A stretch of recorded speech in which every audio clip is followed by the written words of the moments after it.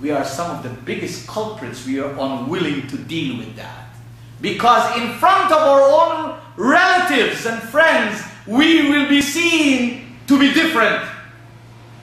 And that we are scared of, we are afraid of. Although in that could lie our progress and our prosperity. And the Quran describes people when they get the opportunities to come out of darkness, but choose to not to. It says, كَمَنْ مَثَلُهُ فِي الظُّلُمَاتِ لَيْسَ بِخَارِجٍ مِنْهَا. There is no consideration that they want to get out. And that's what you and I need to examine, brothers and sisters. And just to let you know, that this Qur'an, which was the focus of the month of Ramadan, in the popular expression, where it has become a norm for the average community, an average individual, to go and listen to the whole Qur'an. I don't know what they make of what they listen. Or to read the whole Qur'an in Arabic. I don't know what they make out of it. We should have parties to examine that. That would be very beautiful. This Qur'an talks about itself. And it is found in chapter 17, verse 9. It says, إِنَّ هَذَا الْقُرْآنِ. In the Arabic language, Inna is for ta'keed, meaning what followed is mu'akkad, is emphasized. Inna hadha al-Qur'an, without any doubt. La rayba fi, there is no doubt in what follows. Inna hadha al-Qur'an yahdi, leads, guides, points out. Inna hadha al-Qur'an yahdi lillati hiya aqwam. And our translators translate this word, hiya aqwam, to that which is most upright. That's a beautiful word. But ask the people what they mean by that. Some of them will tell you means to stand up straight. Most upright means to stand up in the most straightforward manner. Not so in the language of the Arabs, in which this Qur'an is originally written, and not so in the context of the Qur'an. Aqwam is the superlative. In English you have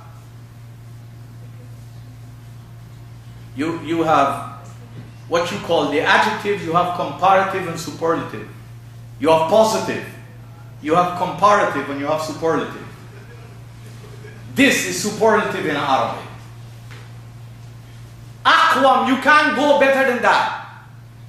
And it comes from the verb qama, means to stand. So if you're a literalist, if you're people who like to take things literally, as most Muslims have done because they've read the Qur'an, which is almost all of them literal translations, and when you read a book that was written 1500 years ago, where the overall language of the people was full of metaphors and idioms, you will miss the corn and you'll be left with the husk. That is why the average Muslim reads the Qur'an, and even if they read the translation in their own language, they don't come up with enlightenment. And you know what a stubborn thing it is to try to get Muslims to understand that they were doing the wrong thing all the time. This is the most stubborn people I ever dealt with. I find talking to non-Muslims such an easy thing. They are bowled over. They cannot believe this is what the Qur'an is saying, because then they question me, how come Muslims do this, how come Muslims do that? I said, do not judge the Qur'an by Muslims. Muslims are people who claim they follow the Qur'an. That's all. Muslims are people who claim they follow the Nabi. They haven't demonstrated their love for the Prophet.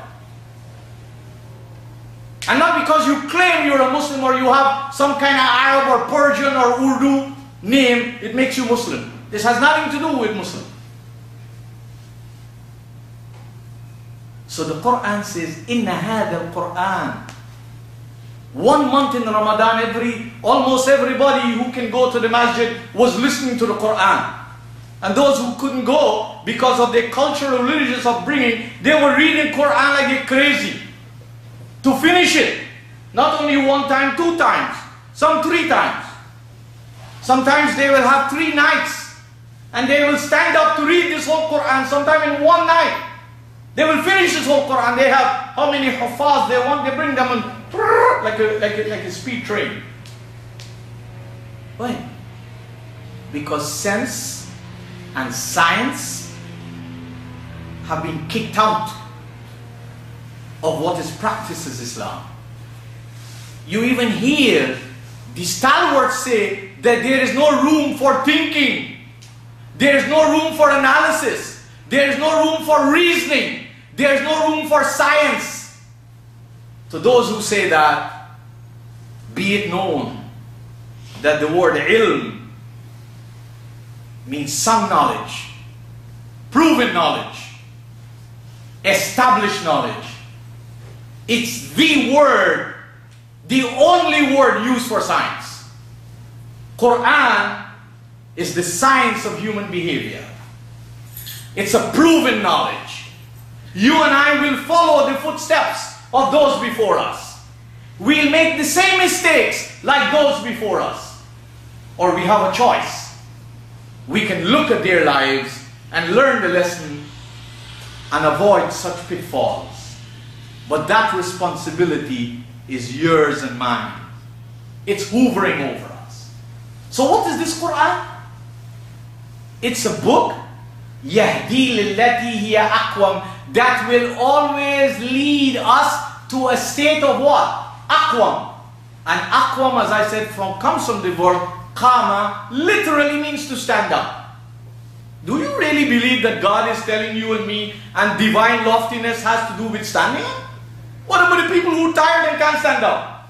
What about the people who are sick and can't stand up?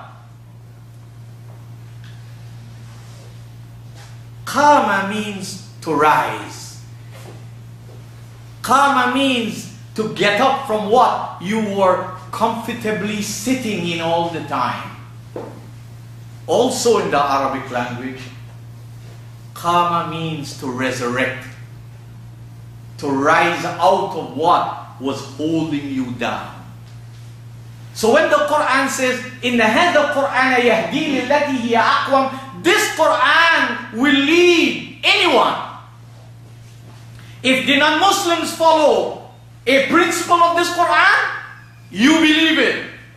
They will rise out of the darkness that they... This Qur'an is not prejudice against anybody. Don't think because you and I claim we are Muslims, oh, hook or crook is going to be our book. No way. The Qur'an is the book of human behavior. It tells us what works and what doesn't work. It tells us what failed to work and what has been successful in life. That's what it tells us. But we are from dumb communities, generally speaking. Dumb communities. Where we continue to do things over and over without seeing fruitful results. So it tells us, إِنَّ هَذَا الْقُرْآنَ يَهْدِي لِلَّتِي هِيَ أَقْوَمْ. You want to rise out of your darkness in life, and you know your darkness, I don't know your darkness. If I want to rise out of my darkness, what do I need? Do I need more ignorance? Do I need more custom? Do I need more rituals?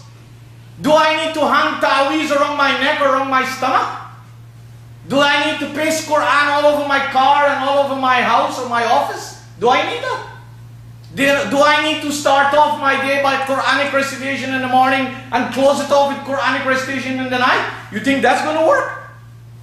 You know that it doesn't work. Those who precipitate on your ignorance tell you that.